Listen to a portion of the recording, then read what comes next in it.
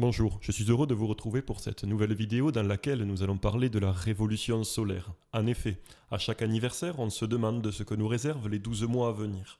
Pourtant, même si on a parfois une petite idée de ce qui nous attend, force est de constater que 12 mois après, on est souvent surpris, en bien ou en mal d'ailleurs. L'astrologie apporte une réponse utile et intéressante à ces questions au travers des transits, pour lesquels nous avons déjà fait une vidéo, vous retrouverez son lien dans la description, mais également de la révolution solaire, qui va vous apporter de nombreuses informations sur les 12 mois qui suivent vos différents anniversaires. D'ailleurs, n'hésitez pas à me dire dans les commentaires de cette vidéo quels sont les sujets sur lesquels vous vous interrogez le plus pour les mois qui viennent. Nous allons donc voir ensemble ce qu'est la révolution solaire et je vous montrerai comment l'interpréter pour que vous puissiez à votre tour prévoir l'ambiance et les événements qui marqueront les mois à venir, que ce soit pour vous-même, mais également pour vos proches, votre famille ou même vos clients. Nous commencerons donc par des observations générales qui vous permettront de faire vos premières prévisions sans connaissance spécifique en astrologie, puis nous rentrerons un petit peu plus dans le détail de la carte de révolution solaire et nous étudierons les détails tels que l'ascendant de révolution solaire, le milieu du ciel, le soleil, la lune. Et nous verrons également comment la révolution solaire va venir influencer les configurations présentes dans votre thème astral de naissance.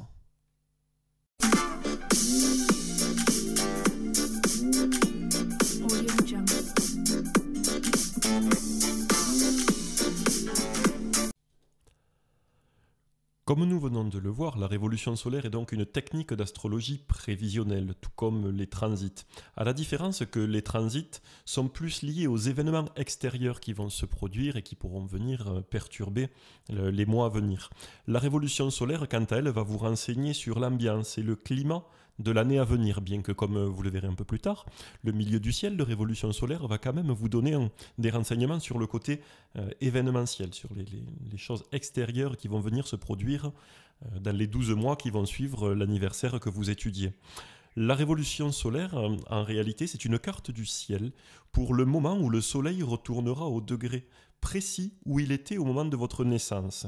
Donc pour une révolution solaire, on va étudier les influences qui vont porter sur les 12 mois qui suivent votre anniversaire. Mais ces influences ne sont pas forcément si nettes. Elles peuvent commencer un petit peu avant votre date d'anniversaire et donc s'achever quelques jours, voire quelques mois avant votre date d'anniversaire suivante. Pourtant, le thème de révolution solaire est souvent calculé pour la veille ou pour le lendemain de votre anniversaire. En effet, la Terre met un peu plus de 365 jours pour faire une révolution complète autour du Soleil. Donc l'année astronomique n'est pas tout à fait égale à l'année civile. C'est pour cette raison que le thème, par exemple, pour votre 40e année, ne va pas se produire le jour forcément de votre anniversaire à l'heure de votre naissance. Ça pourra être décalé de 1 voire 2 jours avant votre véritable anniversaire ou après donc votre anniversaire, pour la raison que nous venons d'évoquer, puisque l'année astronomique n'a pas véritablement la même durée qu'une année civile. Donc c'est pour cette raison qu'il est nécessaire de calculer la date précise à laquelle le Soleil reviendra à son degré natal pour chacun de vos anniversaires.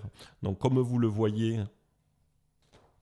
comme on va le voir ici à l'écran, on a là le thème natal donc, de la personne pour qui on va étudier la révolution solaire.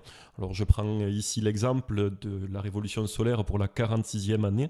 Et bien comme on le voit, pour une personne qui est née donc le 25 mai 1974 à 15h, eh bien, la révolution solaire pour ses 46 ans se produira le jour de son anniversaire, le 25 mai, mais pas tout à fait à la même heure, à 10h56, puisque comme vous le voyez ici lors de sa naissance, le soleil se trouvait dans le signe du taureau, et de la même manière 46 ans après, au moment donc où on va calculer sa révolution solaire, le soleil se trouvera exactement placé au même endroit dans le zodiaque, donc exactement sur le même degré du taureau. Donc c'est pour cela que vous pouvez le calculer. Il existe des techniques qui permettent de calculer ça à la main, mais également des logiciels. Et donc vous pourrez retrouver bien évidemment cette fonctionnalité dans l'espace membre Tempus Magis. Mais ça, je vous en reparlerai un petit peu plus tard. Euh, mais ce n'est pas forcément tout, parce que le thème de révolution solaire est calculé également pour le lieu où vous vous trouverez au moment de votre anniversaire.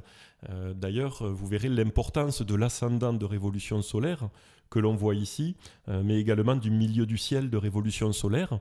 Et comme vous le constatez, ce ne sont pas les mêmes, puisque en natal, l'ascendant se trouvait dans le signe de la Vierge, et dans la révolution solaire pour les 46 ans, pour la 46e année, eh bien, le milieu du ciel, l'ascendant va se trouver en Cancer. De la même manière, le milieu du ciel qui en natal se trouvait en Gémeaux, eh bien, pour la 46e année, il va se trouver à la fin du signe des Poissons. Donc, bien évidemment, tout cela va venir colorer les influences que vous avez dans votre thème astral de naissance pour chacune de vos années. Eh bien, ces influences vont pouvoir être modifiées, adaptées en fonction de l'interprétation donc du thème de révolution solaire. D'ailleurs, comme nous venons de le voir, le thème de révolution solaire est localisé, c'est-à-dire qu'on va le calculer pour le lieu où vous vous trouverez à votre anniversaire. Là, en l'occurrence, on va le calculer pour l'endroit où se trouvera la personne au moment où elle aura ses 46 ans. C'est pour cette raison que certaines personnes n'hésitent pas à choisir le lieu où ils passeront leur anniversaire pour avoir un ascendant ou un milieu du ciel de révolution solaire qui tombe dans un signe conforme à leurs désirs. Donc, comme nous venons de le voir, donc la révolution solaire s'interprète comme un thème astral de naissance, mais il faut évidemment garder à l'esprit, comme dans toute technique d'astrologie prévisionnelle et les transits y compris, que le thème de naissance reste la base en fonction de laquelle on va interpréter la révolution solaire. Aucun bien ou aucun mal qui ne soit prévu en natal ne peut donc intervenir malgré les transits ou les aspects que vous retrouverez en révolution solaire. Pourtant, tout comme les transits astrologiques, les révolutions solaires peuvent accentuer ou diminuer les influences natales. Imaginez par exemple que dans votre thème astral de naissance, vous ayez votre soleil qui soit affligé par exemple d'un carré à Saturne, qui va venir un petit peu restreindre votre expansion.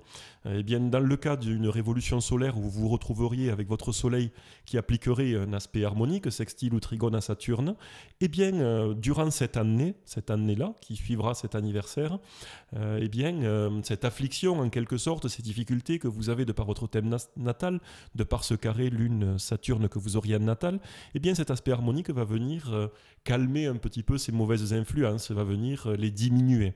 Bien évidemment, si dans une révolution solaire, vous avez un carré ou une opposition entre Saturne et le Soleil, que vous avez déjà un aspect dissonant dans votre thème astral de naissance, eh bien, au contraire, ça viendra renforcer en quelque sorte les influences négatives que vous aviez en natal.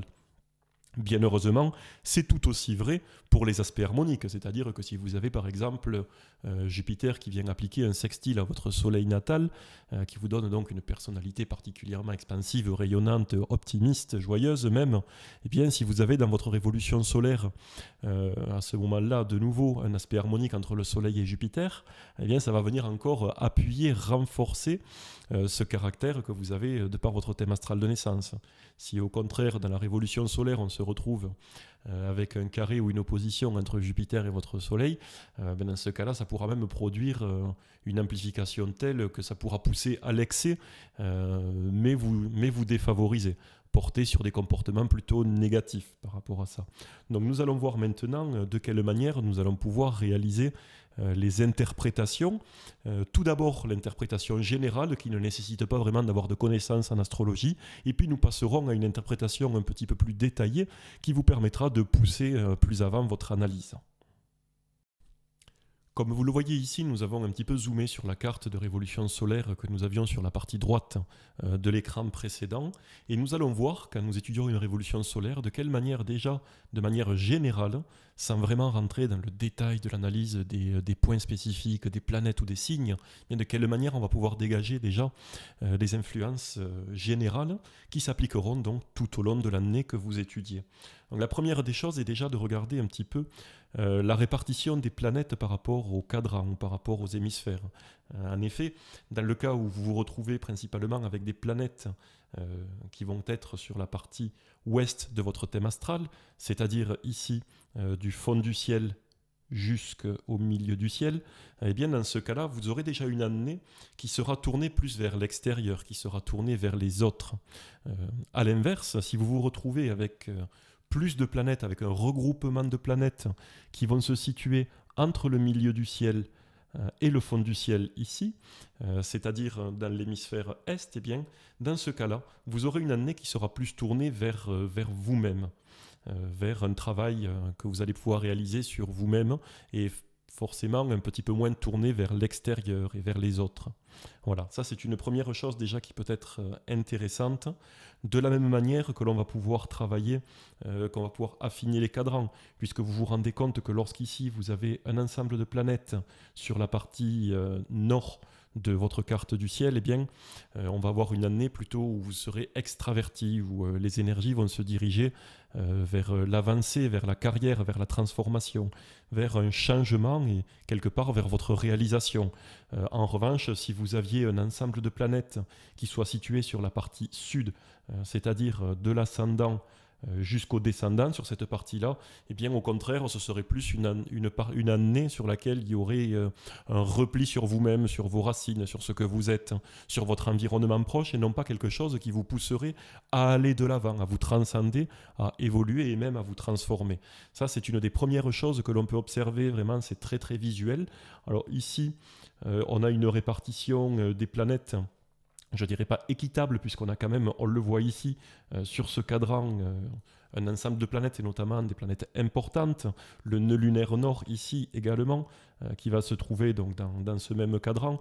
Donc on peut dire qu'on va avoir une année qui sera tournée à la fois vers soi-même, puisqu'on est sur la partie est, donc plus vers soi-même que vers les autres, mais de la même manière, étant donné que la plupart des planètes et des planètes importantes vont se situer sur la partie nord, eh bien, comme nous le verrons dans l'analyse détaillée un petit peu plus tard, eh bien, ce sera une année qui va être plutôt extravertie et qui va vous permettre d'aller de l'avant, de vous transformer, plutôt que de vous recroqueviller sur vous-même ou sur votre passé. Donc ça, c'est vraiment quelque chose de particulièrement intéressant. Ce que l'on peut voir également, sans forcément avoir beaucoup de connaissances, ce sont les amas de planètes en maison de révolution solaire. Alors là, ça donnerait par exemple une importance toute particulière au domaine associé à la maison en question. Ça donnerait également des évolutions dans ces domaines-là. Donc si on regarde cette carte, on se rend compte que la maison 11 est particulièrement peuplée. Ici, on a un certain nombre de planètes, notamment le Soleil, Vénus, Mercure et la Lune, qui vont se trouver dans cette maison 11, c'est-à-dire dans une maison qui va concerner les groupes de personnes, les amis, les actions collectives, mais également vos projets.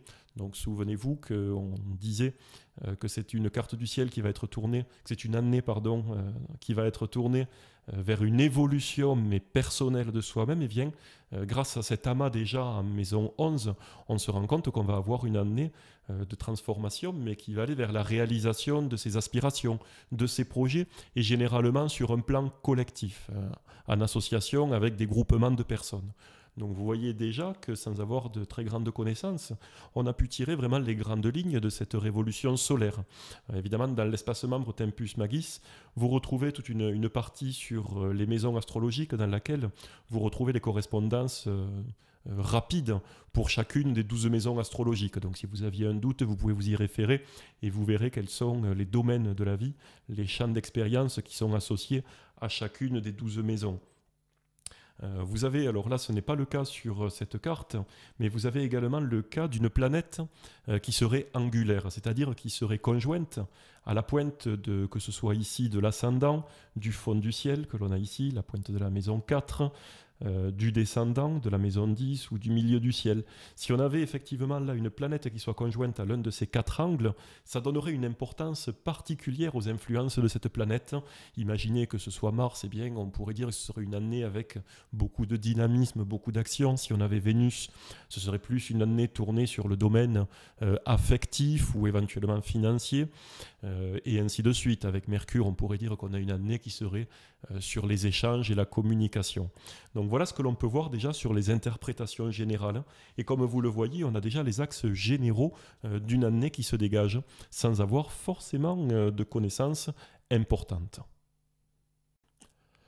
Maintenant que nous avons fait le tour des influences générales, et vous voyez déjà que sans connaissance particulière en astrologie, vous pouvez dégager vraiment les axes principaux et essentiels pour chacun de vos anniversaires et des 12 mois à venir. Et nous allons maintenant nous concentrer sur les points spécifiques du thème de révolution solaire qui vont vous donner des indications importantes sur les mois à venir pour chacun chacune des révolutions solaires que vous calculerez et que vous étudierez. Le point le plus important sur une révolution solaire, c'est l'ascendant, que vous voyez ici, qui est la pointe de la maison 1. Donc dans le cas qui nous occupe, cet ascendant va se trouver dans le signe du Cancer. Il faut savoir qu'en révolution solaire, l'ascendant va vous indiquer en fait quel sera le climat général de l'année. Donc en signe, il s'agit un petit peu de quelle manière cette année va être vécue. On va s'intéresser également aux planètes qui vont se trouver dans l'ascendant, c'est-à-dire dans la maison 1. Dans le cas de figure, comme nous le voyons ici, en maison 1, eh bien, il n'y a aucune planète, donc ça simplifie un petit peu les choses. Mais si nous avions une planète en maison 1, eh bien, dans ce cas-là, ce seraient un petit peu les acteurs principaux du climat de cette année. C'est-à-dire que, pour reprendre l'exemple précédent, si nous avions Mars, eh bien, nous aurions beaucoup de dynamisme, d'action, voire même de combat. Si nous avions un Mercure, on serait plus sur des échanges, sur de la communication, sur des déplacements, sur des courriers, sur des choses comme ça. Mais nous allons également nous intéresser à la maison natale dans laquelle tombe l'ascendant. Donc, comme vous allez le voir, lorsqu'on étudie une révolution solaire, on superpose en général le thème de révolution solaire au thème astral de naissance. C'est ce que vous voyez ici. Donc vous avez ici au centre le thème natal de la personne dont nous étudions la révolution solaire. Et nous avons ici, sur la partie extérieure de la couronne, nous retrouvons donc le thème de révolution solaire qui est superposé. Au centre, nous avons les interaspects, c'est-à-dire les aspects que vont appliquer les planètes dans la révolution solaire aux planètes de naissance, un petit peu, comme dans le cas d'un transit ou d'une synastrie. Donc nous nous rendons compte ici que nous avons l'ascendant natal qui se trouve dans le signe de la Vierge, mais nous, ce qui nous intéresse, ce n'est pas l'ascendant natal, c'est l'ascendant de révolution solaire. Alors celui-là, on va regarder un petit peu ici, il va débuter, voilà, là sur cette flèche. De 1 à 2, l'ascendant donc et la maison 1 de révolution solaire se trouveront ici, et nous nous rendons compte effectivement que cet ascendant de révolution solaire va se trouver ici, dans la maison 10.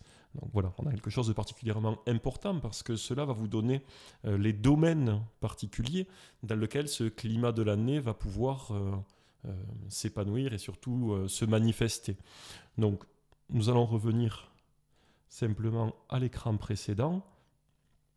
Et pour donc se rappeler, on le verra de manière un petit peu plus précise, puisque après cette partie-là un petit peu théorique, je vous ferai une démonstration de l'étude d'une véritable révolution solaire avec ces différents éléments, et vous verrez qu'en réalité, c'est vraiment très simple à utiliser.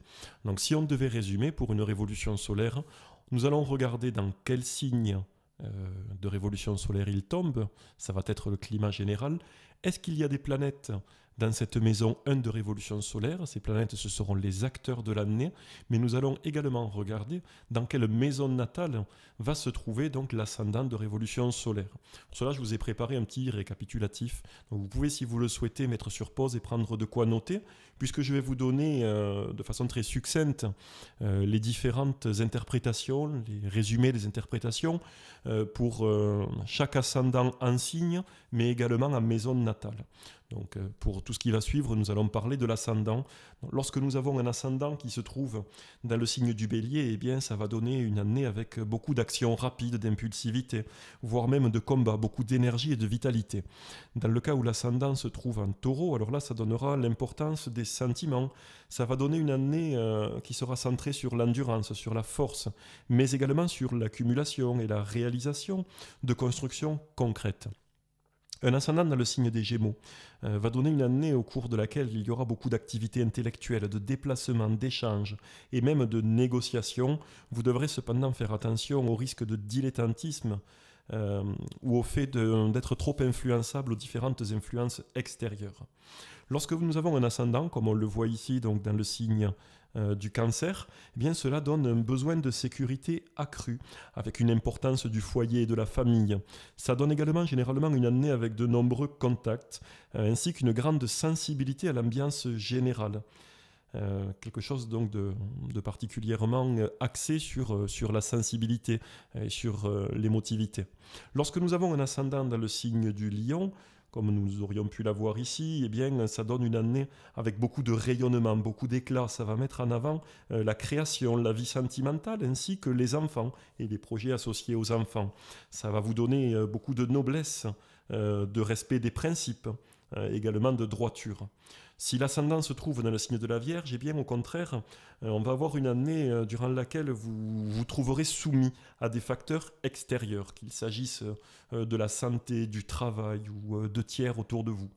Lorsque l'ascendant se trouve dans le signe de la Balance, on a une année qui est vraiment tournée vers la vie sentimentale, qui va favoriser évidemment les unions, favorable aussi aux activités artistiques.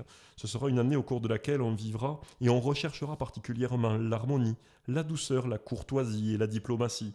Vous devrez cependant faire attention à la dépendance aux autres et au regard des autres, c'est-à-dire à la crainte de ne déplaire, qui pourrait vous empêcher d'agir et d'agir conformément surtout à votre propre intérêt.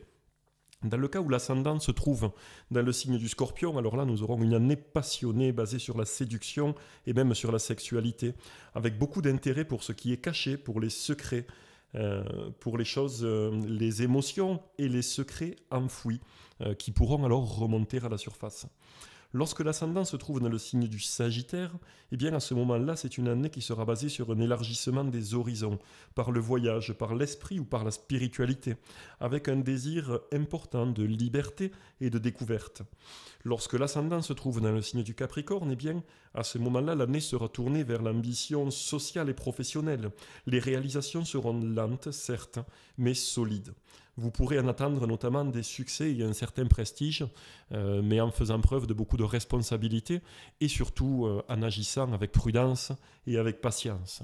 Lorsque l'ascendant se trouve dans le signe du Verseau, ce sera une année tournée vers l'indépendance, vers les changements et vers la modernité. Vous pourrez également, au cours de cette année, vous investir dans des projets collectifs, dans des associations avec des buts sociaux ou des associations à but non lucratif, par exemple. Enfin, lorsque l'ascendant se trouve dans le signe des Poissons, ce sera une année basée sur l'altruisme, sur l'empathie, avec une très grande sensibilité. Ce sera également une année au cours de laquelle vous aurez un développement de votre intuition, mais aussi des hésitations. Vous devrez donc faire attention à ne pas tomber dans l'illusion, ou même ne pas cultiver l'illusion durant une année pour laquelle votre révolution solaire montrerait un ascendant dans le signe des Poissons. En ce qui concerne l'ascendant, nous allons maintenant étudier la position de l'ascendant, donc de la pointe de maison 1 de révolution solaire, sur votre thème astral de naissance, comme je vous l'ai montré tout à l'heure.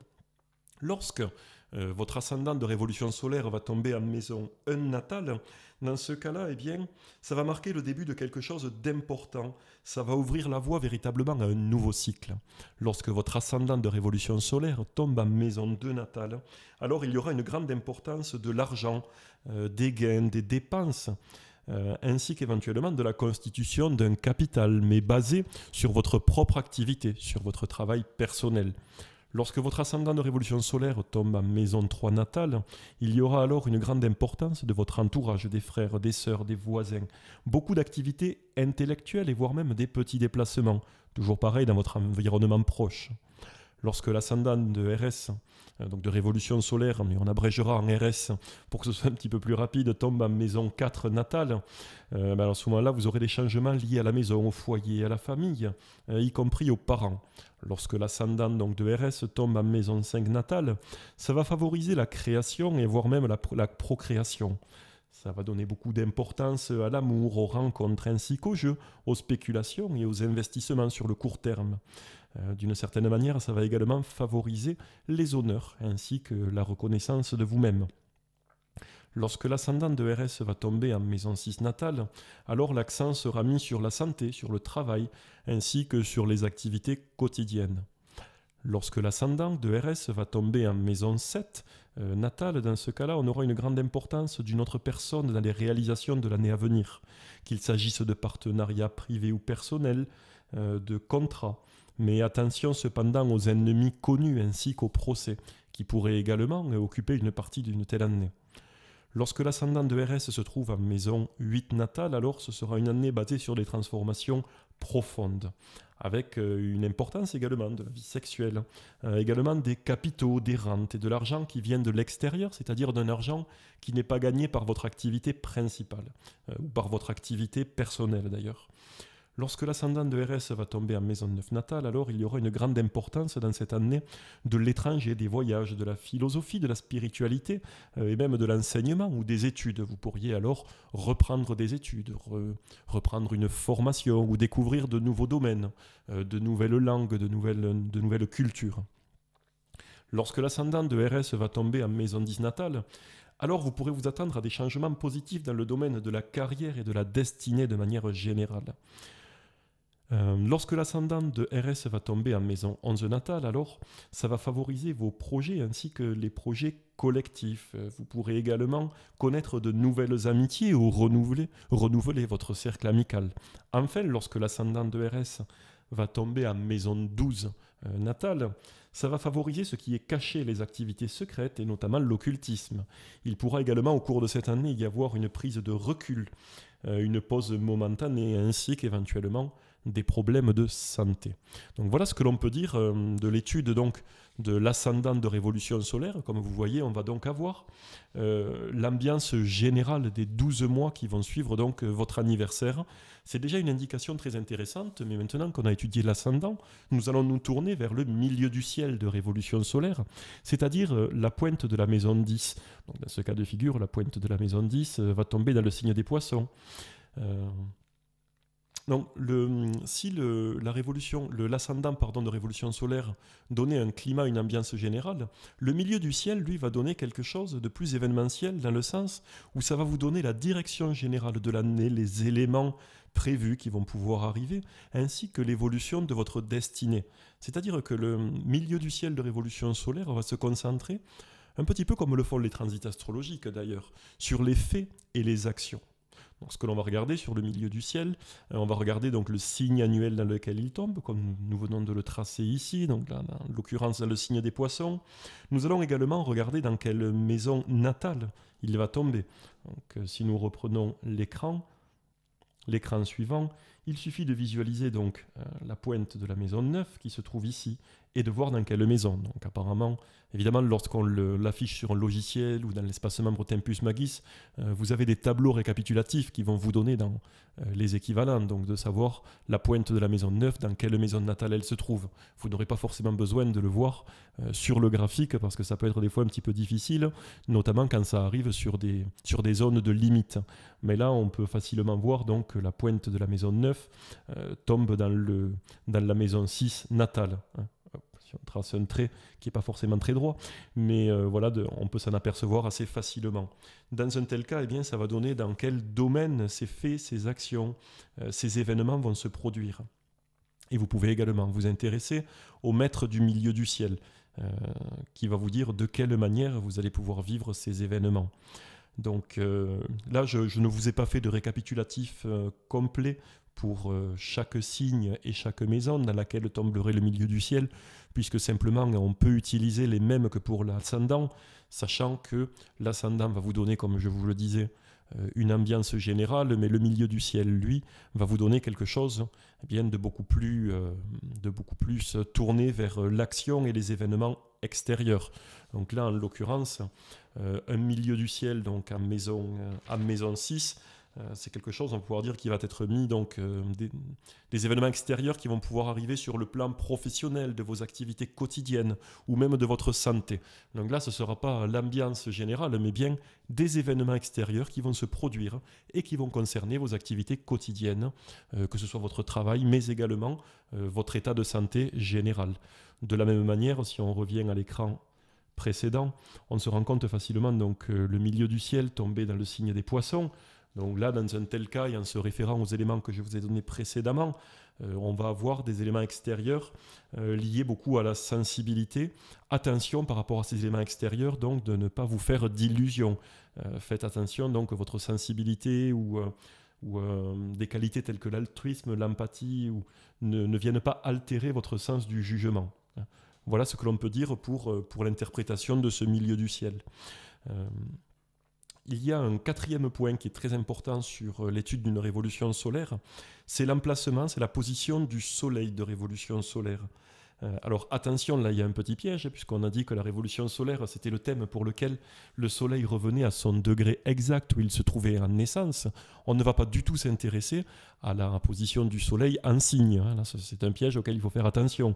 En revanche, on va s'intéresser aux aspects qu'il va appliquer aux planètes donc, de la révolution solaire, mais on va aussi s'intéresser aux maisons de révolution solaire dans lesquelles il va se trouver. Ça va vous donner en fait le domaine dans lequel, au cours de cette année, vous allez pouvoir vous exprimer, le domaine dans lequel vous allez pouvoir rayonner et également le domaine dans lequel vous allez pouvoir projeter votre volonté. Donc c'est particulièrement intéressant. Là, dans le cas du Soleil ici, on voit qu'il est en maison 11. Donc ça va vraiment être dans le domaine des groupes, des associations, mais également dans le domaine des projets, de vos grands projets, des projets que vous nourrissez, de vos idéaux, vraiment des choses qui vous motivent vraiment des choses qui vous tiennent à cœur, pardon. Eh bien vous allez pouvoir projeter votre volonté et même vous illustrer, briller dans ces domaines-là. C'est particulièrement intéressant. En l'occurrence, le Soleil de révolution solaire n'applique aucun aspect aux autres planètes, donc ça ne nous apportera pas beaucoup d'autres indications. De la même manière, par rapport aux maisons, je vous rappelle que dans l'espace membre Tempus Magis, il y a un petit résumé dans la partie guide qui va vous donner pour chacune des 12 maisons les domaines et les champs d'expérience associés à ces maisons. Petit memento assez pratique auquel vous pouvez vous référer. Enfin, une fois que nous avons étudié donc l'ascendant de révolution solaire, le milieu du ciel et le soleil, nous allons nous tourner vers la lune, donc qui est également un point particulièrement important à considérer lors de l'analyse d'une révolution solaire, parce qu'elle va vous donner la tendance émotionnelle de l'année, quels seront les besoins profonds que vous ressentirez durant cette année, vos désirs. Ça va vous parler donc de votre inconscient, mais également de ce que vous accepterez, des influences extérieures. Ce qui est intéressant par rapport à ces désirs, à ces envies, à ces besoins, c'est que si la Lune reçoit des aspects harmoniques, eh bien ça va nous donner une piste pour nous dire, pour nous indiquer que ces désirs, ces envies, ces besoins seront comblés. Au contraire, si ce n'était pas le cas, si la Lune recevait des aspects dissonants, eh bien on pourrait dire que ces ambitions, que ces désirs seraient déçus. Voilà quelque chose de particulièrement important et très intéressant à étudier. Donc, dans le cas qui nous concerne, vous le voyez, nous avons la Lune qui est là, qui se trouve donc dans le signe des Gémeaux et toujours en maison 11. Cette maison 11 est particulièrement chargée. Donc, ce que j'ai fait, c'est que pour la Lune, où on a effectivement à la fois cette tendance émotionnelle, mais également les besoins, les désirs, je vous ai fait, comme j'ai fait pour l'ascendant, un petit récapitulatif des influences de la Lune, que ce soit en maison de révolution solaire ou en signe de révolution solaire. Donc, nous allons commencer par l'interprétation de la Lune de RS dans les différentes maisons. Dans le cas où elle tombe en maison 1, cela va renforcer vos pressentiments et votre intuition. Ça pourra également vous apporter de la popularité. Vous aurez donc des profits à tirer du contact avec une clientèle, une foule, avec des groupements de personnes de manière générale. Lorsque la Lune de RS va se trouver en maison 2, alors, vous pouvez vous attendre à des rentrées d'argent rapides mais irrégulières. Vous aurez également des besoins et des préoccupations liées aux finances, à l'argent, mais par exemple à l'argent qui peut être associé au foyer, à la famille. Lorsque la Lune de RS se trouve en maison 3, alors, ça donne une année favorable au commerce et aux petits voyages, aux petits déplacements ainsi qu'aux activités intellectuelles. Vous aurez d'ailleurs le besoin de vous investir dans ces domaines-là. Ça mettra aussi l'accent sur l'importance pour vous du passé et des traditions. Lorsque la Lune de RS va se trouver en maison 4, alors, il y aura de possibles changements de résidence, des déménagements, et il y aura une importance particulière de la famille et du foyer pour vous. Lorsque la Lune de RS se trouve en maison 5, alors, on aura une année particulièrement favorable à la conception d'enfants, mais vous aurez également un besoin important de sécurité sur le plan affectif et amoureux. Lorsque la Lune de RS se trouve en maison 6, alors, ça va favoriser la renommée professionnelle, favoriser également les contacts avec le public. Et vous aurez des besoins, des envies qui vont se tourner vers ces domaines-là, vers le domaine de la vie quotidienne. Lorsque la Lune de RS va se trouver en maison 7, alors, ce sera un accroissement de votre popularité, un contact avec la foule ou avec la clientèle. Il y aura d'ailleurs une grande importance des échanges, mais également de la vie extérieur. Ça peut donner par exemple l'envie, le besoin de vous associer, de rencontrer des personnes et de faire clairement des partenariats, des associations, si bien sur le plan professionnel que même privé, au travers par exemple d'un pax ou d'un mariage. Lorsque la lune de RS se trouve en maison 8, à ce moment-là, vous aurez à vivre une évolution intérieure nécessitant une rupture avec le passé. Il y a même possibilité d'une maladie. Qui concernerait une femme de votre entourage. Sur le plan financier, il y a également la possibilité d'achat, de vente ou d'héritage d'un bien immobilier. Lorsque la lune de RS se trouve en maison 9, alors, ça va être un besoin d'expansion, d'indépendance et de liberté, avec une ouverture des horizons, que ce soit sur le plan d'ailleurs géographique, spirituel ou intellectuel ou même culturel. Lorsque la lune de RS va se trouver en maison 10, alors, on va avoir un centre d'intérêt, vraiment des envies, des besoins qui vont se tourner vers le foyer, vers la famille. Le passé occupera alors une grande place dans ce qu'il y aura à vivre, mais également une projection vers votre destinée professionnelle. C'est-à-dire que vous aurez peut-être à ce moment-là l'envie et le besoin, vous l'exprimerez ou vous le ressentirez, de développer votre carrière et de développer votre destinée. Lorsque la lune de RS se trouve à maison 11, alors vous aurez à nourrir de nombreux projets, notamment liés au foyer, à la famille, ou peut-être même à une naissance. Quoi qu'il en soit, les besoins se tourneront alors vers le besoin de faire société d'une certaine manière, c'est-à-dire de vous associer, d'agir en groupe. Lorsque la lune de révolution solaire va se trouver quant à elle en maison 12, alors ça va être le sentiment d'être enfermé en vous-même. Ça peut être d'ailleurs vécu comme une richesse intérieure ou au contraire comme un enfermement. Vous pourriez donc à ce moment-là un petit peu avoir envie de faire le point avec vous-même, de vous retrouver avec vous-même, de manière à faire le point et pouvoir avancer par la suite. Attention, parce qu'une lune avec de mauvais aspects à ce moment-là pourrait également indiquer des problèmes de santé. Ce qui est important aussi, c'est la lune donc dans les signes annuels, dans les signes de révolution solaire. Et nous allons regarder dans ce cas particulier, alors, notamment de la lune dans le signe du bélier, qui apporte beaucoup de dynamisme, de l'envie de mouvement et d'indépendance. La lune en taureau, quant à elle, va vous donner un besoin de calme, au contraire, et de tranquillité, pour vous ressourcer, ainsi qu'un désir de construire quelque chose de stable et de sécurisant. Lorsque la lune va se trouver dans le signe des Gémeaux, alors ça pourra générer des inquiétudes et de l'anxiété, dans les domaines associés à la maison annuelle, dans la maison de révolution solaire, dans laquelle va se trouver la Lune. Ça pourra également stimuler une grande curiosité intellectuelle. Lorsque la Lune de révolution solaire se trouvera dans le signe du Cancer, alors il y aura une grande importance du foyer et de la famille. Ça pourra même renforcer le lien maternel. Lorsque la Lune se trouvera dans le signe du Lion, alors il y aura un besoin d'être heureux en amour et de vous épanouir dans ce domaine-là. Ça peut également indiquer et favoriser la naissance d'un enfant, de même que ça renforcera les liens avec ces derniers. Lorsque la Lune se trouvera dans le signe de la Vierge, il y aura alors un besoin de soigner les détails de la vie quotidienne et du travail. Cela pourra également générer une certaine nervosité qui passe par le perfectionnisme. Lorsque la Lune se trouvera en Balance, alors, il y aura un besoin de vivre dans un cadre harmonieux et agréable, notamment au travers de relations équilibrées avec les autres. Ça pourra également vous pousser à un besoin d'association et peut-être même annoncer un mariage. Lorsque la Lune se trouvera en Scorpion, alors il pourra y avoir remise en cause du passé, des traditions, une certaine introspection également, qui pourra vous amener derrière, après les prises de conscience, à une transformation de votre être. Lorsque la Lune se trouvera dans le signe du Sagittaire, alors, il y aura un besoin de voyage et de découverte, sur tous les plans, qu'il s'agisse de géographie, de voyage, de spiritualité, de religion, ou même de découverte culturelle et intellectuelle. Ça pourra également donner une année tournée vers l'optimisme, ainsi qu'une période d'évaluation, d'évolution et d'expansion. Lorsque la Lune se trouvera en Capricorne, alors, il s'agira d'une année marquée par un grand réalisme, qui vous permettra de faire la part des choses dans vos différents projets. Ça pourra également créer une certaine solitude intérieure, mais qui vous permettra de tirer les enseignements du passé. Lorsque la Lune se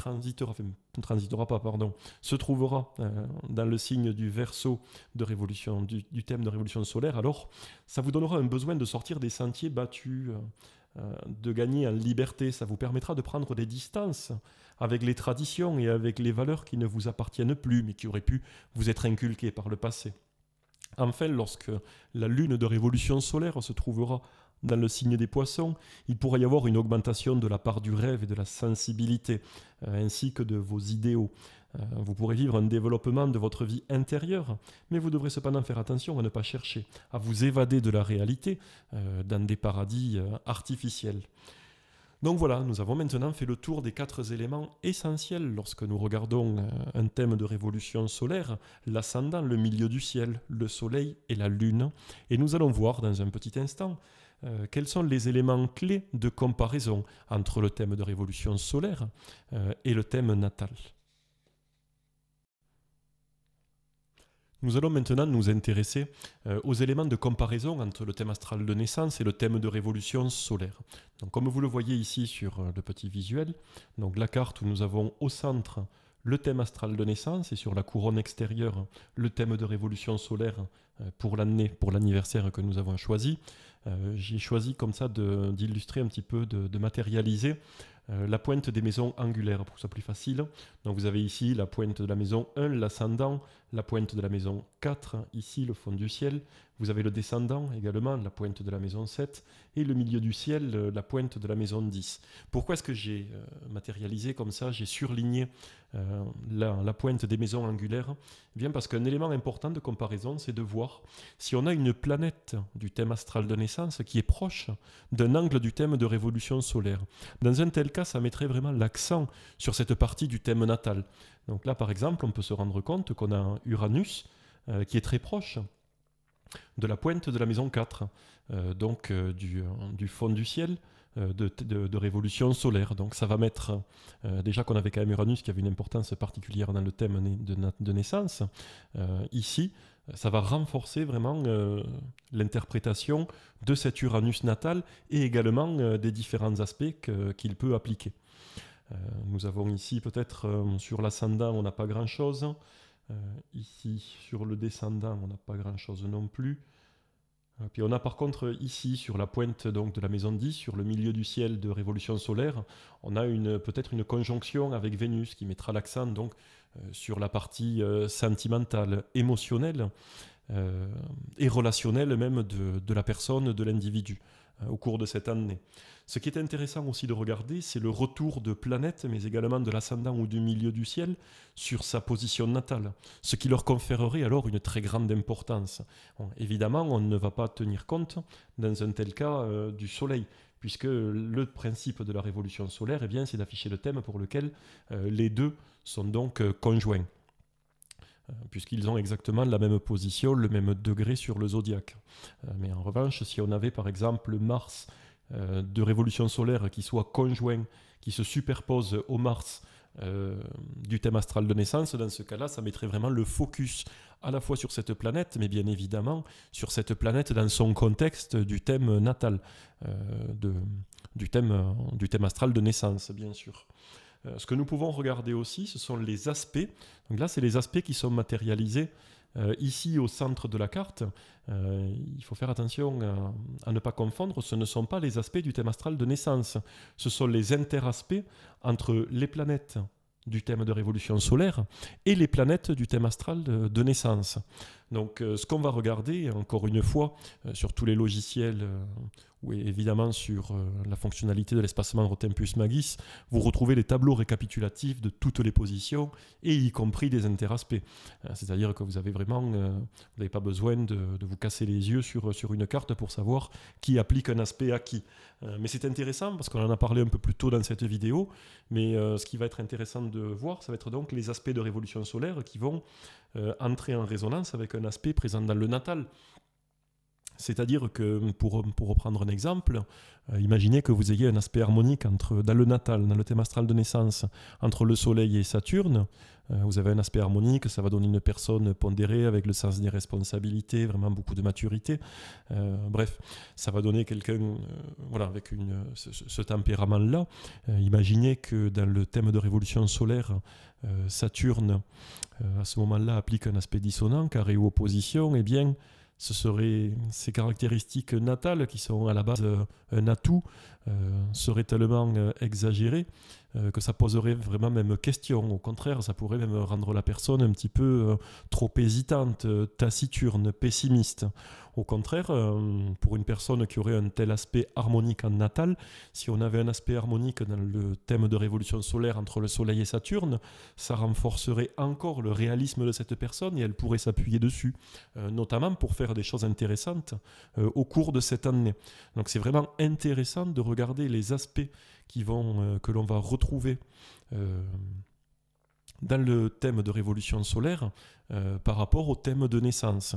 De la même manière, là, je vais vous montrer les interaspects.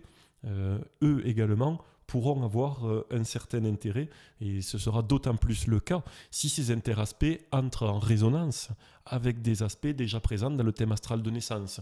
Puisque n'oublions pas que, comme toute discipline astrologique, notamment d'astrologie prévisionnelle, qu'il s'agisse des transits astrologiques ou de la révolution solaire, la base vraiment, c'est le thème astral de naissance. C'est de lui qu'on part pour tirer toutes les autres conclusions. Donc voilà ce que l'on peut dire des différentes influences du thème astral et bien évidemment du thème de révolution solaire. J'aimerais faire aussi vraiment un petit passage rapide pour vous donner deux éléments particulièrement importants dans une révolution solaire qui devraient vous mettre la puce à l'oreille et vous indiquer que cette année sera particulièrement importante et qu'il y aura des changements importants à prévoir. La première des choses, c'est un aspect dissonant, c'est-à-dire un carré ou une opposition entre la Lune et le Soleil dans la révolution solaire. Donc là, par exemple, on se retrouverait, non pas sur celui-ci, peut-être sur celui-ci. On a ici donc le Soleil, on a là la Lune. On voit bien qu'il n'y a pas d'aspect, mais imaginez que la Lune soit ici, elle serait donc en opposition avec le Soleil. Dans ce cas-là, ça doit mettre la puce à l'oreille immédiatement. Il y a des choses importantes qui devraient se passer au cours de cette année. La deuxième des choses, c'est lorsqu'on a un Soleil de révolution solaire. Donc nous avons ici le Soleil qui serait conjoint à un angle du thème de révolution solaire.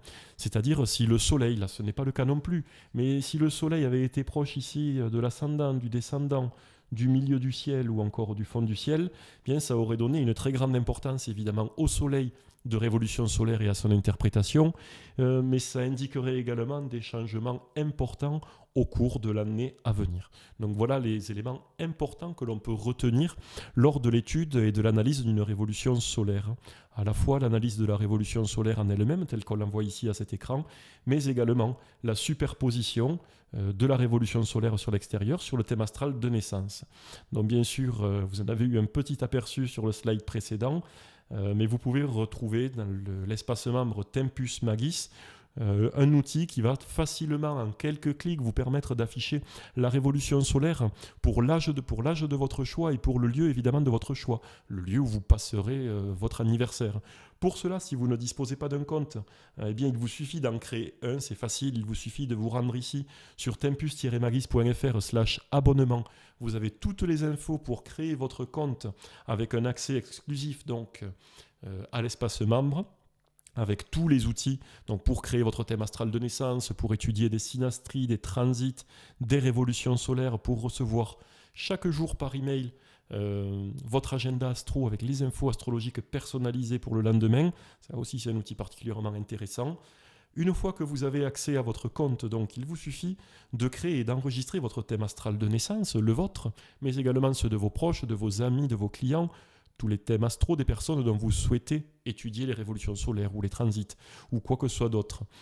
Pour cela, c'est très facile également, en quelques clics, vous affichez le thème astral, vous l'enregistrez et si vous avez le moindre doute, vous retrouvez dans la rubrique guide de votre espace membre une page dans laquelle je vous explique et je vous montre même en vidéo comment procéder pour créer et enregistrer votre thème astral.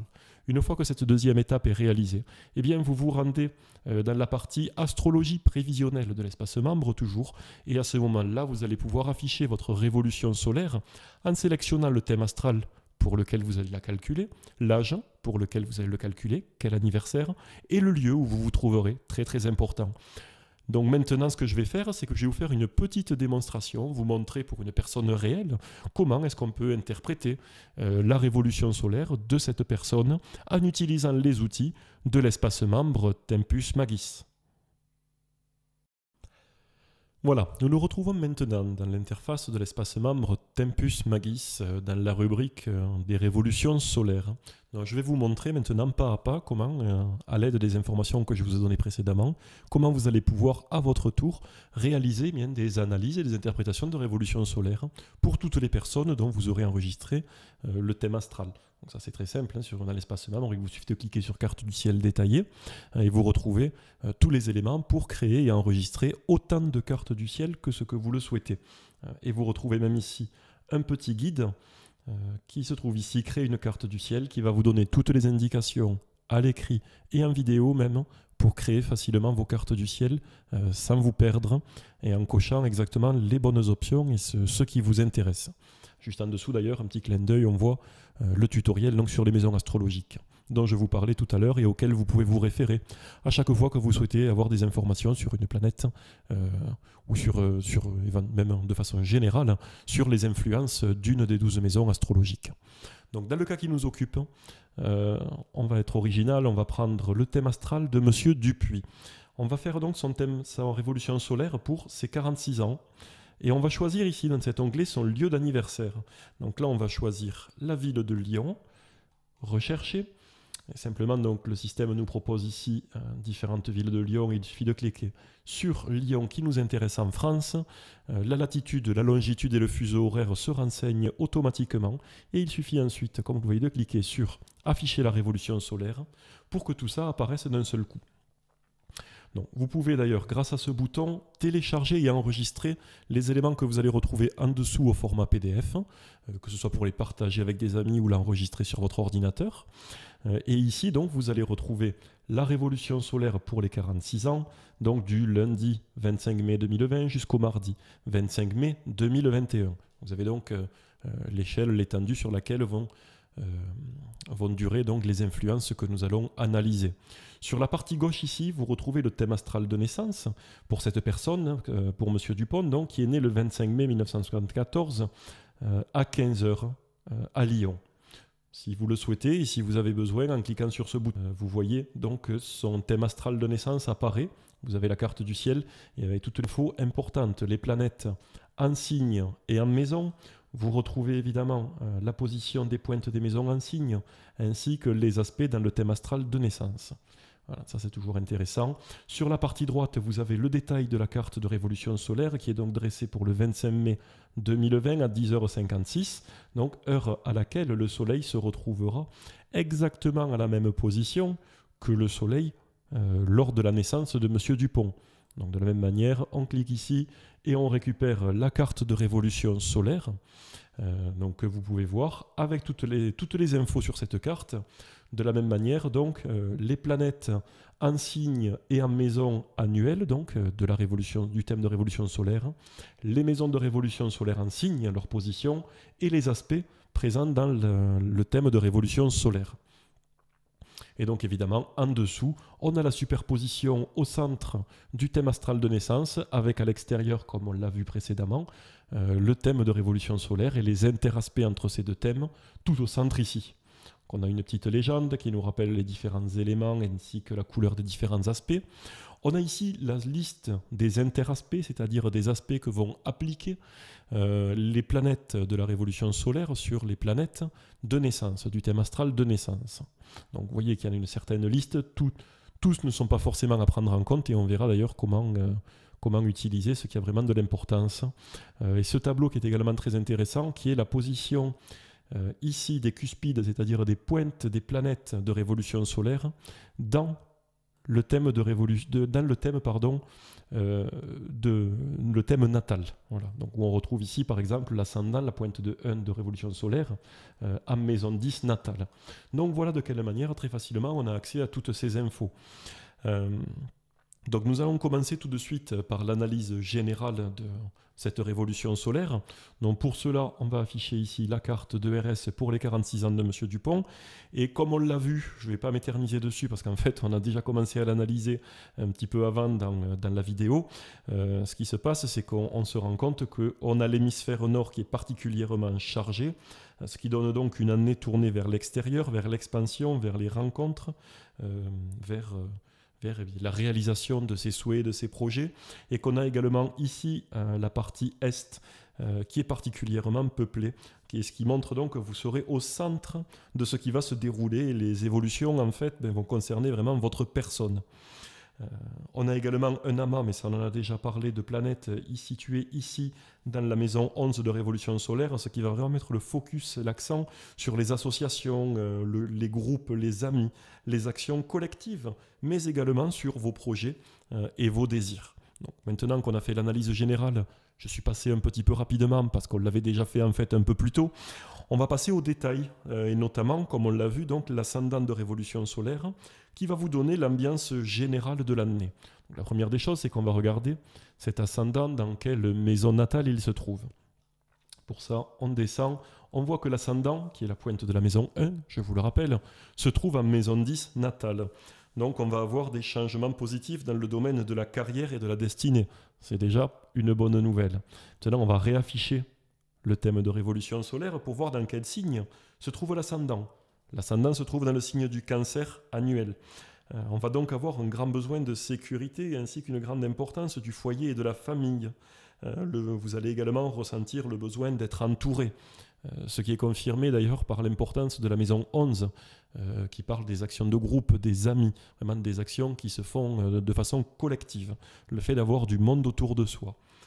Ce qui est intéressant, on n'en avait pas parlé, mais c'est aussi de se tourner vers le maître d'ascendant, c'est-à-dire vers la planète qui gouverne l'ascendant. Là, en l'occurrence, il s'agit de la Lune, puisque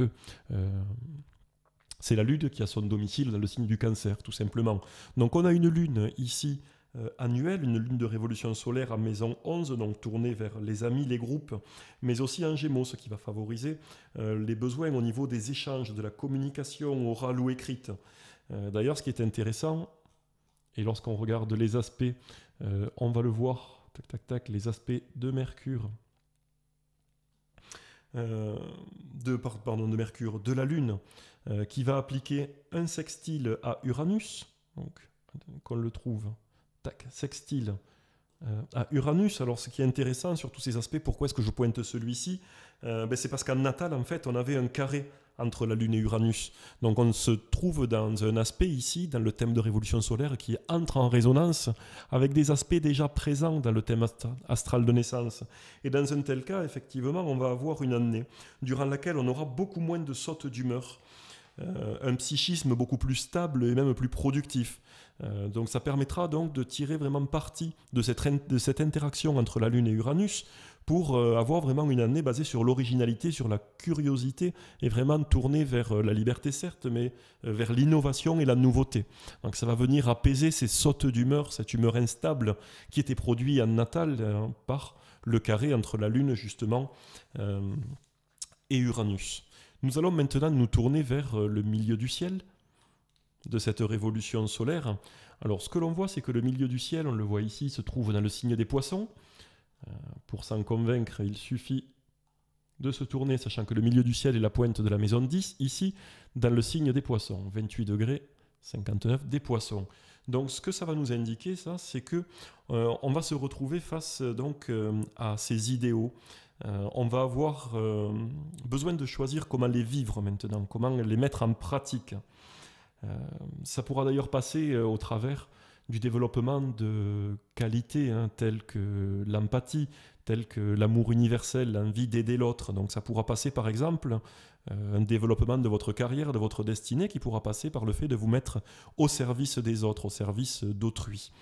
Lorsqu'on s'intéresse à la maison 10 et qu'on se pose la question dans quelle maison natale il se trouve, alors on redescend ici comme on l'avait fait pour l'ascendant et on voit que la maison 10 de Révolution solaire se trouve en maison 7 natale, ce qui va donner une grande importance des autres et de la vie sociale, peut-être même une association ou un mariage.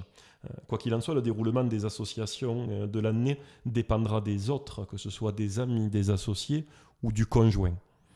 Nous allons maintenant nous tourner, une fois qu'on a vu tout ça, vers le soleil de Révolution solaire. Donc, de la même manière, le soleil, qui est ici, qui se trouve en maison 11 également dans le signe du taureau. Mais si vous aviez besoin de vous rassurer sur ce point ou de confirmation, dans le cas où ce sera vraiment près d'une limite ou que ce soit pas tout à fait clair, vous avez évidemment ici les tableaux qui vous permettent de vous dire de façon vraiment littérale le soleil, eh bien, dans quel signe il se trouve et dans quelle maison. Vous voyez que c'est vraiment très très facile.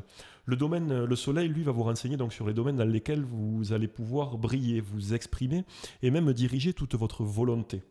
Le soleil sera donc en maison 11 annuelle, ce qui va mettre la lumière sur vos projets à long terme. Car comme nous allons le voir, de toute façon, le maître du taureau est Vénus, mais avec ce tempérament déjà initial pour vous, de mettre en place des projets, de diriger votre volonté, puisque votre soleil déjà natal était en taureau, et bien de le faire avec patience, vraiment, avec une certaine stabilité, une progression lente mais solide. Donc de cette manière-là, vous allez pouvoir, ça va mettre en lumière vos véritables projets, mais sur le long terme, toujours basé sur cette manière d'agir.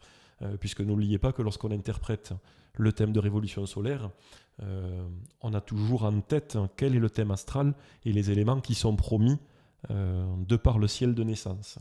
Donc ce sera en persévérant dans des domaines concrets et matériels que vous pourrez réaliser vos aspirations et vos désirs. Mais de toute manière avec un rôle important des amis et des groupes, puisque le soleil se trouvera dans la maison 11 annuelle de révolution solaire. Attention, ici pour le soleil, on n'interprète pas sa position en signe, puisque c'est la même qu'en natal, comme on vient de le dire, mais ça n'empêche pas de garder à l'idée de quelle manière est configuré le soleil en natal, notamment en signe, pour savoir de quelle manière, de toute façon, vous allez pouvoir projeter votre volonté. Maintenant qu'on s'est intéressé au soleil, on va se tourner vers la lune de révolution solaire, qui est ici, également en maison 11, mais elle par contre en gémeaux. De la même manière, on va la retrouver ici, lune en gémeaux et en maison 11, si on avait un doute. Donc dans ce cas-là, la lune qui va, je vous le rappelle, vous renseigner sur vos besoins et vos désirs durant l'année à venir, ainsi que sur la tendance émotionnelle. Cette lune va se trouver en maison 11, donc encore une grande importance des projets liés à la maison, au foyer, voire même peut-être à la naissance d'un enfant. Cette lune reçoit, ou plutôt applique un aspect harmonique, on l'a vu. Ces désirs seront donc favorisés, notamment grâce au changement et à l'innovation, ainsi qu'à la nouveauté, ou voire même à la prise d'indépendance, puisque, souvenez-vous, on l'a vu un petit peu plus tôt, la lune applique donc un sextile à Uranus. Donc voilà quels sont les éléments importants, d'autant plus que cette lune, comme on l'a vu, en Gémeaux, par contre, risque de créer une certaine nervosité, certaines inquiétudes, de l'anxiété sur le plan des projets, associés à la maison 11 donc. Mais cela pourra aussi créer une certaine curiosité intellectuelle, qui sera satisfaite. Pourquoi ? Parce que la Lune applique des aspects, voire en tout cas un aspect harmonique, en l'occurrence à Uranus. Et de quelle manière ? Puisque c'est à Uranus, eh bien avec besoin de nouveautés, avec du mouvement mental et intellectuel, mais toujours tourné vers l'innovation, vers l'invention et vers la modernité des idées. Nous allons maintenant nous tourner vers les planètes conjointes, pour les planètes annuelles, et les points de naissance. Donc, ce que l'on se rend compte là, on va afficher ici donc cette carte, qui n'est pas forcément ici facile à décrire, mais on va se tourner sur les tableaux, et on se rend compte déjà que sur les interaspects que l'on a ici, que le Mercure annuel est conjoint au Mercure natal. Vous le voyez ici. Donc ça, dès qu'on a une planète conjointe à elle-même, en quelque sorte, en natal, donc la carte intérieure, c'est la carte natale, et la carte extérieure, c'est la carte de révolution solaire. Donc dès qu'on a ce type de conjonction, c'est quelque chose de particulièrement important. Donc on va se retrouver un petit peu sa manière de réfléchir et d'échanger habituelle, celle qu'on a depuis qu'on est né finalement, et celle qui est indiquée en natal. Cela se produit donc en maison 9, donc on va tourner vraiment notre réflexion, notre intelligence, notre curiosité vers des sujets philosophiques, religieux, spirituels. On constate également, lorsque les planètes sont conjointes à des angles, ça peut être important, et on se rend compte que le milieu du ciel annuel de révolution solaire est conjoint au Vénus natal. Ça, on en avait parlé un petit peu.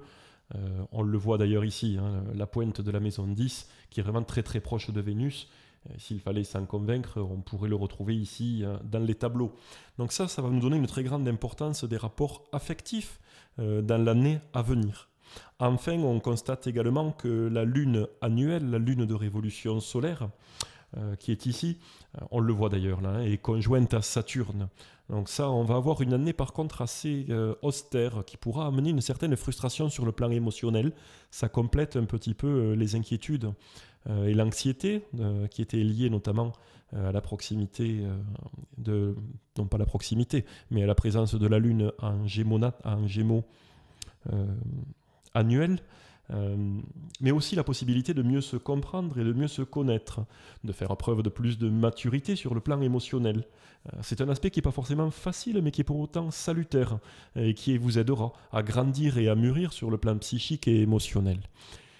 Donc voilà comment est-ce qu'on a pu mettre en application, vous avez vu en quelques minutes, toutes les indications que je vous ai données au cours de cette vidéo et comment vous voyez que vous pouvez piocher dans les différents éléments présents dans la révolution solaire, dans votre espace membre Tempus Magis, et bien pour donner pour chacun des anniversaires, pour les 12 mois qui suivent l'anniversaire que vous étudiez, eh bien vous allez voir quelles seront les influences importantes de l'année à venir.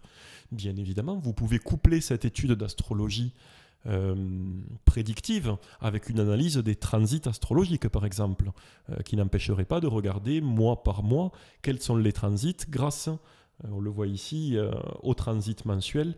Donc si on prenait par exemple, en plus qu'on voulait pour Monsieur Dupuis, le mois, donc c'est le mois en cours, par exemple le mois de mars 2020, eh bien, on verrait que pauvre Monsieur Dupuis, il reçoit, ses planètes de naissance reçoivent essentiellement des carrés et des oppositions. Donc ça permettrait comme ça, hop, on va voir si peut-être le mois suivant ça s'éclaircit, mais ce n'est pas vraiment le cas. Donc on pourrait voir de cette manière-là, mois par mois, quelles sont les planètes. Vous voyez par exemple Jupiter qui applique ici une opposition à la Lune. On aura vraiment une sphère émotionnelle particulièrement gonflée qui sera très très difficile du coup pour faire preuve de jugement et de maturité. Jupiter également sur Vénus, on voit ici ce carré, vraiment de la tension sur le plan émotionnel, sur le plan sentimental même, avec certains excès à ce niveau-là. Et vous pouvez de cette manière-là, vous voyez, mois par mois, voir les différents transits, au survol même, vous savez dans quelle maison ça se situe. Mais je ne vais pas vous faire ici un cours sur les transits puisque je l'ai déjà fait et je vous mettrai un lien de cette vidéo, donc un lien de le lien de la vidéo sur les transits dans la description donc, de la vidéo sur les révolutions solaires. Donc voilà, pour maintenant à votre tour passer à l'étude de vos révolutions solaires, eh bien, je vous conseille, si vous ne l'avez pas déjà fait, de vous rendre donc sur l'espace membre Tempus Magis, de créer votre compte donc sur tempus-magis.fr/abonnement si vous n'avez pas encore de compte, de créer votre première carte du ciel, votre thème astral de naissance, et puis ensuite d'afficher votre thème de révolution solaire pour votre futur anniversaire, ou si votre anniversaire a eu lieu il n'y a pas très longtemps, bien vous affichez évidemment l'anniversaire précédent pour connaître les influences qui vont s'appliquer à vous vraiment en ce moment et dans les mois à venir. Et si votre anniversaire doit arriver dans les semaines ou les mois qui viennent, même si en ce moment c'est un petit peu compliqué, mais si ça devait arriver à ce moment-là, vous pourriez même jouer en fonction de la ville pour laquelle vous calculez votre révolution solaire, pour jouer un petit peu, pour ajuster et faire en sorte que l'ascendant et le milieu du ciel de révolution solaire tombent dans des maisons natales, mais également dans des signes qui vous arrangent par rapport à vos souhaits et vos désirs, puisqu'effectivement, il faut se souvenir que le calcul de l'ascendant et du milieu du ciel dépend de manière très précise de l'heure, mais aussi du lieu pour lequel c'est calculé. Voilà, et bien écoutez, maintenant je pense que nous avons fait le tour de tout ce qui est important lors de l'analyse d'une révolution solaire. Et évidemment, ça ne remplace pas la lecture d'excellents livres qui existent sur ce sujet, mais ça vous donne déjà tous les éléments de base qui vont vous permettre d'interpréter les révolutions solaires de votre choix, les vôtres, celles de vos proches, de vos amis ou de vos clients. Voilà, et bien écoutez, maintenant que nous avons fait le tour de ce sujet passionnant, il ne me reste plus qu'à vous souhaiter une bonne journée et à vous dire à très bientôt. Bye.